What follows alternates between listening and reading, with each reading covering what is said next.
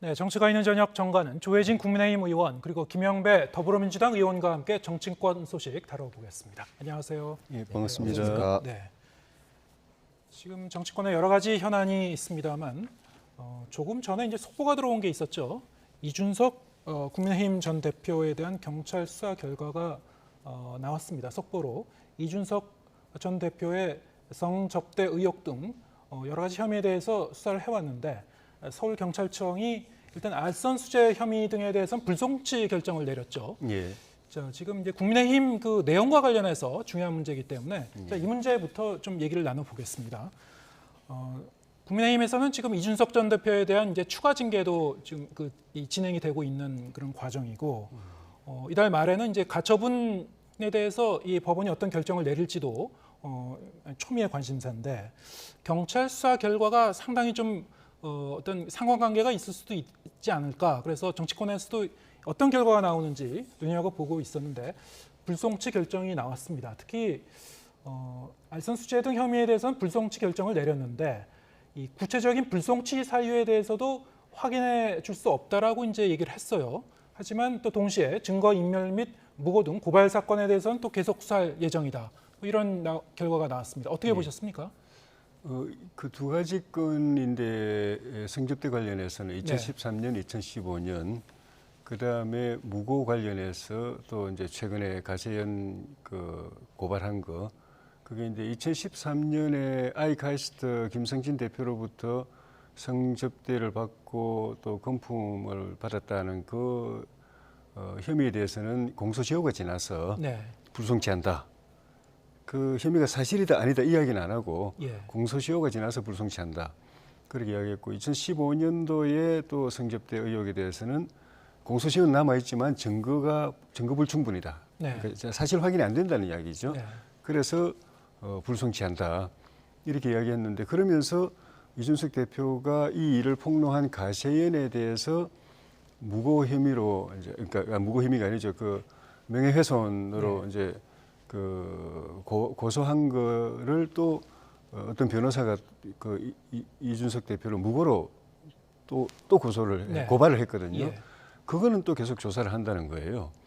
그건 다른 말로 하면은 2015년 건은 사실이 아니거나 아니면 사실 확인할 수 없으니까 틀었는데 2013년 건은 공소시효가 돼서 송치는 안 하지만은 사실관계는 계속 보겠다는 거예요.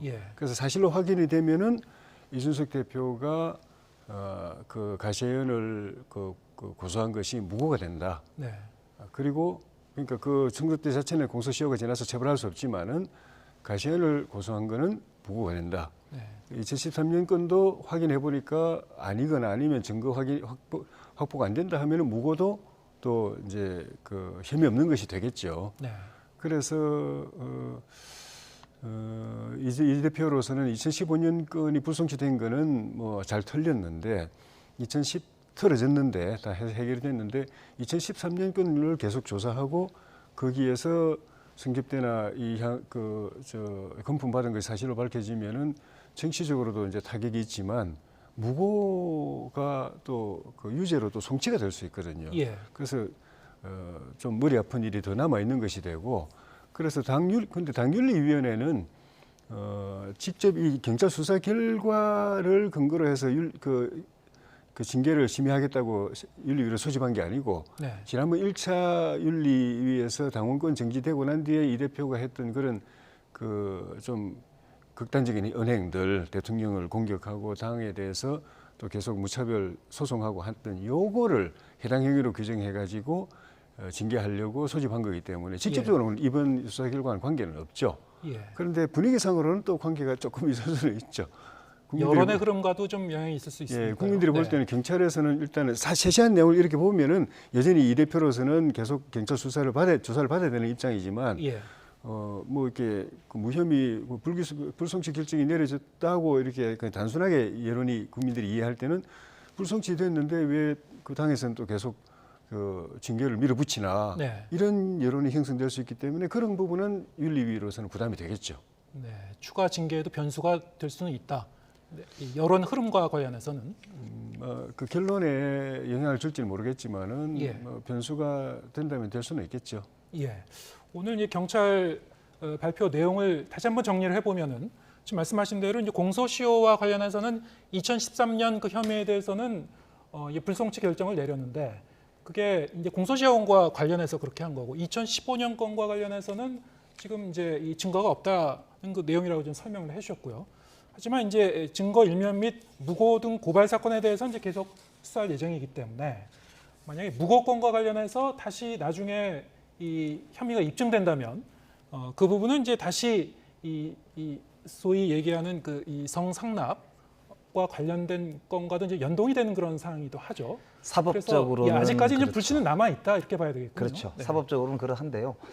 사실은 이 사태가 지금 문제가 되는 게 멀쩡하게 뽑힌 당 대표를 별 이유도 없이 당 대표직에서 끌어내리면서 지금 발생한 이 상황이거든요. 거기다가 얼마 전에 정진석 비대위원장하고 유상범 의원이 이 주고받았다는 그 이제 문자도 보면은 그 전에 윤석열 대통령과 그 권성동 원내대표가 나눴던 이야기하고 똑같이 그 이렇게 기소가 되면은 그 이준석 대표를 제명하자 네. 이렇게 이제 이야기를 나누는 내용이잖아요. 그러니까 이거는 소위 친윤 세력에서 이준석 대표를 어떻게 해서든지 당에서 쫓아내려고 한다라고 하는 정황이 좀 분명해 보인단 말입니다.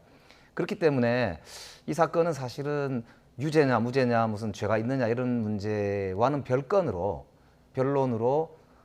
국민적으로 볼 때는 참 이 꼴불견이다고 할 정도로 권력 투쟁의 결과다. 그래서 저는 국민들이 보시기에는 좀 국민의힘이 제발 좀 내부 집안 싸움 좀 그만하고 권력 다툼 좀 그만하고 이제 진짜 민생에 좀 올인해라 이런 이제 이 아주 뭐라 그럴까 좀 이제 좀 약간 짜증나는 이런 단계가 아닌가 이제 그런 말씀 좀 드리고 싶네요. 네. 지금 말씀하신 대로 정진석 비대위원장과 유상범 의원 간의 이제 문자 내용 노출되는 바람에 국민의힘 윤리위원회의 공정성이라든가 객관성에 대해서 좀 국민들이 좀 의구심을 가질 수밖에 없는 상황이 아니냐 이런 시각이 많습니다. 자, 이런 상황에서도 뭐 예정대로 이 추가 징계 수순은 뭐 계속 진행이 될까요? 어떻게 보십니까? 예, 진행되지 않을까 싶으네요. 예. 윤리위의 공정성 또 객관성 이 문제는 사실 지난번 1차 징계를 할 때 예. 문제가 있었던 겁니다. 저 같은 경우 경찰 수사 결과 나올 때까지 기다려야 된다. 네. 결과가 나오지 않았는데 징계를 무리해서 강행하는 것은 잘못된 거다. 윤리위가 그래 하면 안 된다. 그러면 반드시 크게 문제가 생긴다라고 이야기했는데 그때 뭐 제가 직접 확인할 수는 없지만은 여러 가지 이게 상황이나 또 이렇게 이야기를 들어보면은 우리 이양희 위원장께서 좀 저 이준석 대표에 대한 그런 부정적인 인식 네. 이런 것들이 영향을 줘가지고 경찰 수사 결과라는 객관적 사실이 밝혀지기 전에 그걸 기다리지 않고 윤리 이렇게 징계를 강행한 그런 측면이 있어서 지난번 1차 징계는 분명히 제가 볼 때는 객관성, 중립성 또는 뭐 공정성에 문제가 있는데 이번에 2차 징계 같은 경우는 그 좀 전에 말씀드린 대로 경찰 수사 결과에 따라서 징계하려고 소집한 게 아니라 1차 징계 이후에 이 대표가 보였던 해당 행위들에 대해서 징계하려고 이제 소집을 한 걸로 제가 알고 있고 그럼에도 불구하고 유상범 의원의 문자를 보면 물론 이제 8월에 예. 보낸 문자라고는 합니다만 예. 경찰 수사 결과를 어느 정도 예상 혹은 기대를 하면서 예. 그와 연동해서 이제 발언을 하는 내용이 있었거든요. 예. 네. 그때 그러니까 그 징계가 이루어졌던 건 이제 7월 8일이었고 예, 문자를 보낸 건 8월 13일이라고 문자를 주고 받았는데 만약에 그때 정진석 의원이 지금처럼 당의 사실상 당 대표인 비상대책위원장이었으면 그게 압력으로 작용할 수 있겠죠. 예. 근데 그렇지 않은 이제 당직은 없는 평의원 입장에서는 뭐 윤리위가 부담을 느꼈다면 느낄 수도 있지만은 의견은 개진은 할 수 있다고 보거든요. 왜냐하면 저도 우리 윤리위원들한테 그 당시에 윤리위가 징계 강행하면 안 된다. 선관위 경찰 수사 결과가 나올 때까지 기다려야 된다. 안 그러고 무리하게 했다가는 당이 큰일 난다라고 개인적으로 이야기를 했으니까 예. 윤리위한테 그런 윤리위는 우리 당을 대표해서 윤리 징계를 하는 것이고 당을 위해서 하는 것이기 때문에 의원들 입장에서는 그 의견 제시할 수 있다고 봅니다. 거기다가 지난번에 징계를 이미 당원권 정지를 했기 때문에 추가 징계를 하게 될 경우에는 우리 당의 당헌에서는 제명밖에 사실 없어요. 그래서 이번에 징계를 한다면 이 일이 아니라도 성상납 의혹이 아니라도 징계를 한다면 제명밖에는 방법이 없는데 말 그대로 거기다 또 성상납 행위까지 사실로 밝혀지면은 뭐 유상범 의원이 그런 문자를 보낸 답신을 보낸 게 자체가 뭐 이렇게 적절하냐는 변론을 하더라도 결론은 사실 뭐 틀리지 않은 거죠. 네. 그렇게 갈 수밖에 없게 되는 거죠. 그러니까 사실 그 이번에 주호영 원내대표가 당선되는 선거를 보니까 의외로 많은 비윤계 의원들이라고 뭐 이렇게 불러도 되는지 모르겠지만 그동안엔 물밑에서 흩어져 있던 비윤계 의원들이 41분이나 이용호 의원을 찍었더라고요. 예, 의외의 결과가 나왔죠. 예, 60대 40 정도 되던데요. 보통 이제 친윤계가 이렇게 독주한다는 이야기가 그동안 너무 많았고 특히나 이준석 대표가 좀 무혐의까지 만약에 나와서 국민들이 인식을 이거 집안 싸움이 해도 너무한 거 아니냐. 이 소위 친윤계가 너무 이제 강성으로 일변도로 독주한다. 이런 이제 우려가 현실화가 되는 셈이니까요. 네. 그래서 국민의힘 당내에서도 거기에 대한 상당한 걱정이 있구나라고 하는 거를 저는 이번 원내대표 선거 결과를 보면서 좀 느끼겠던데요. 그런 면에서 보면은 정당이 의견을 모으고 민주적으로 좀 운영되고 다름이라고 하는 게 공존할 수 있도록 하는 것이 굉장히 중요하거든요. 그래서 민주당 내에서도 저희들도 뭐 여러 다툼도 있고 어려움도 있고 그렇지만 이재명 대표가 이제 취임하고 나서 가장 중요하게 생각하는 게 지금 통합이고 단합이다 이런 말씀도 좀 여러 차례 하고 있고 저희들도 이제 우리가 민생을 위해서 정말로 함께 열심히 일하고 단합하자 이런 이제 분위기가 형성돼 가고 있는 중인데요. 국민의힘도 저는 좀 더 이제 집안 싸움 좀 이제 그치고 함께 좀 민생을 풀어나갈 수 있는 준비를 집권 여당답게 좀 하셔야 되지 않나 이제 그런 생각이 들죠. 네, 지금 민주당 입장에서도 이제 집안 싸움 좀 그만하고 민생에 대해서 얘기하자 이런 말씀을 해주셨는데 예. 조혜진 의원님 입장에서도 사실 원내 이 대표 이 선거 직전까지도 예. 사실은 이제 후보군에 좀 들어가셨기 때문에 예. 끝까지 좀 고민을 하셨을 것 같아요. 예. 당내 분위기가 어땠습니까? 저는 이제 그 출마 준비 이제 그 서류 다 준비하고 예. 기탁금도 준비하고 있었는데 거의 이제 개인적으로 제출하려고 이제 준비는 하고 계셨군요. 예, 그 주호영 대표와 저하고 사실은 지난번 원내대표 경선 때 런닝메이트로 같이 하기로 서로 의논하다가 막판에 이제 사정이 있어서 안 된 그런 그 이외에도 여러 가지 특수 관계가 있어요. 예. 그런 주 대표가 본인이 원치 않는데 당이 어려운 사정 때문에 사실은 이제 불려 나와 가지고 네. 그것도 임시 원내대표, 한시 원내대표를 이제 맡아야 될 상황이어서 당으로서는 어떻게 보면은 이 맡아달라고 이제 총대를 메워지는 상황에서는 힘을 실어줘야 되는 그런 관계인데 제가 직접 표대결을 한다는 건 부담이 있어가지고 근데 본인도 역시 이제 그 부탁은 받았지만 요청은 받았지만 거절은 못하지만 또 누군가 또 나오면 경선을 해야 되기 때문에 이걸 출마해야 되나 말아야 되나 고민이 길어가지고 그 아시는 것처럼 이게 지난 토요일 후보 등록 당일까지도 오전까지도 고민을 하셨어요. 네. 그래서 저는 이분이 안 나오시면 출마해야 되니까 출마 준비 등록 준비 다 하고 있다가 나오신다고 이야기 듣고 제가 이제 접었는데 그런 고민이 있었고 당 내에서는 지금 저처럼 이렇게 본인이 원치 않는데 당의 위기 관리를 위해서 우리가 좀 부탁을 하는 입장이면은 힘을 실어줘야 된다는 의견도 있는 반면에 또 그 윤심 논란에 대해서 좀 불편해하시는 의원님들도 계셨던 것 같고 당이 너무 획일적으로 비민주적으로 가는 거는 국민들에게 점수 잃는 일이다. 네. 라고 생각하시는 분들도 계신 것 같고 이용호 의원이 사실은 호남 출신의 민주당 출신인데 우리가 좋은 분을 모셔다 놓고 이런 때 표가 정말 안 나오면은 모셔놓고 진짜 이거는 우리 호남 우리 주민들한테도 우리가 할 말이 없어요. 그리고 아마 민주당에서 그 아이고 뭐 그 국민의힘은 데려가 놓고 이용만 하고 팽시켰다 이런 말씀도 하실 것도 같고 그래서 이용호 의원한테 최소한 우리가 좀 예원해드려야 된다 하는 게 표가 42표나 나왔어요. 네. 이번에 사실 조혜진 저는 의원님을 응원했었는데 예. 조혜진 의원님이 나왔으면 표가 얼마나 나왔을까 좀 궁금한데요. 모르겠습니다. 네. 어쨌든 분명한 거는 네. 이 친윤계의 독주에 좀 이 반대하는 좀 예. 반대 흐름이 상당히 상당수 지금 확산되고 있었다. 예. 그리고 앞으로 이제 이 당내에도 역학구도의 어떤 그 변화의 조짐이 있다. 이런 예. 점은 좀 가늠해 볼 수 있겠군요. 대통령은 우리 당의 최고 어른이기 때문에 그 당에 대해서 자기 의사를 좀 표현할 수 있다는 게 제 생각입니다. 네. 자기 당무에 대해서 자기 의중이 있으면 이야기할 수 있고 그거는 우리도 서로가 다 존중하는데 조영 대표가 어떤 의생을 가지고 있다 하면 제가 존중하잖아요. 저 예. 진로를 결정하는데 당연히 대통령이 어떤 의중을 갖고 있다면 당연히 가장 크게 존중하겠죠. 그런데 그것과 관계없이 대통령이 뭐라고 생각한다고 하면 일사불란하게 쫙 그 공지를 해가지고 그대로 따라, 딴 생각하지 마, 움직이지 마 이렇게 하는 거는 아니다라는 네. 게 이제 당을 걱정하는 여러분들의 그 생각인 것 같아요. 예, 알겠습니다. 지금 정기국회가 지금 한창 진행이 되고 있는데 여러 가지 이 법안들이 나오고 있죠.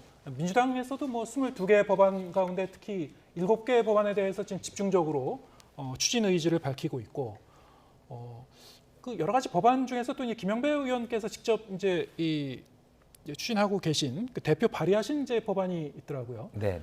네, BTS 등 대중문화인의 대체 복무 허용 병역법 개정안인데 어떤 취지입니까? 예, 그동안 병역 특례 중에 네. 이제 대체 복무를 할 수 있는 요원들 중에 체육 예술까지는 허용이 됐는데 예. 대중문화 예술인들에 대해서는 그 규정이 없었습니다. 그런데 최근에 BTS나 아니면 이정재 씨 같은 경우도 보면은 세계적인 영향력이 엄청나거든요. 예. 그래서 국익 차원에서 보자면은 대체 복무라는 그런 병역의 방법을 통해서 다양한 방법으로 이제 병역 의무도 이제 이행하고 그리고 국익도 증진시키는 그런 이제 방법을 좀 찾는 게 어떠냐 이런 이제 내용으로 발의를 한 것인데요. 최근에 국방위원회에서 공식적으로 저희들이 여론조사를 했는데 국민들이 60.9%가 찬성한다는 의견도 밝히신 바가 있습니다. 굉장히 이제 사회적으로 논란이 있을 수 있습니다. 토론이 필요하다고 생각하고요. 그러나 좀 더 슬기롭게 좀 다양한 방법을 찾을 수 있으면 더 좋지 않을까. 국익 증진에도 도움이 되고 또 다양성을 증진시키는 데도 도움이 될 수 있지 않을까. 이제 그런 생각을 하고 있는 것입니다. 네. BTS 같은 경우는 사실 연말까지는 지금 그 연기가 돼 있습니다만 내년으로 넘어가면 이제 이 복무를 해야 되는 예, 그런 그렇습니다. 상황인 거죠. 멤버 중 한 명이 진이라고요. 네. 그 진 멤버부터 차근차근 지금 이제 입영 시기가 다가오고 있는 거죠. 그런데 이제 여론조사 결과는 그렇게 나왔습니다만 여전히 국방부와 병무청은 좀 부정적인 입장인 것 같습니다. 어떻게 보고 계신지요? 저는 김영배 의원 대표 발의 법안이 국방위 통과, 법사위 통과해서 본회의까지 올라오면은 찬성 들을 생각입니다. 찬성할 계획이십니까? 네. 감사합니다. 지금 말씀드렸지만은 이게 우리 국민들이 불공정하다고 생각하는 거는 그 개인이 군의 그 병역에 관해서 이제 혜택을 받았는데 자기가 혜택 받은 거로 끝나고 사회에 기여하는 게 아무도 없으면 그게 불공정하다고 보는 거거든요. 네. 근데 우리 문화예술 이미 이제 인정하고 있는 거기다 이제 대중문화 이쪽은 뭐 사람마다 이렇게 케이스마다 다르지만 경우에 따라서는 지금 말씀하신 BTS처럼 어마어마한 국가적 기여, 이익을 국가에 기여한다는 것은 국민에게 기여한다는 거거든요. 네. 뭐 이제 기업에도 기여하잖아요. 기업의 브랜드까지 올려주고 우리 국민들이 해외에 나가더라도 BTS 때문에 우리가 옛날에 그 싸이의 저 강남스타일 같은 거 그 외국에 나가 보면은 그 현지인들이 우리를 이렇게 거기서 왔냐고 이러면서 개인적으로도 그렇게 그 예우받는 느낌이 들잖아요. 그게 얼마나 큽니까? 근데 그런 개인이 혜택 받는 거 그 개인이 혜택 받는 게 비교할 수 없는 정도의 국민과 나라에 이익을 주는 거기 때문에 그건 개인의 특례가 아닙니다. 특혜가 아니고 종교적인 이유로 병역을 거부한 것도 우리가 존중해가지고 대체 복무 허용하고 있는데 국가와 국민에게 그렇게 어마어마한 기여를 하는데 그거 못 해줍니까?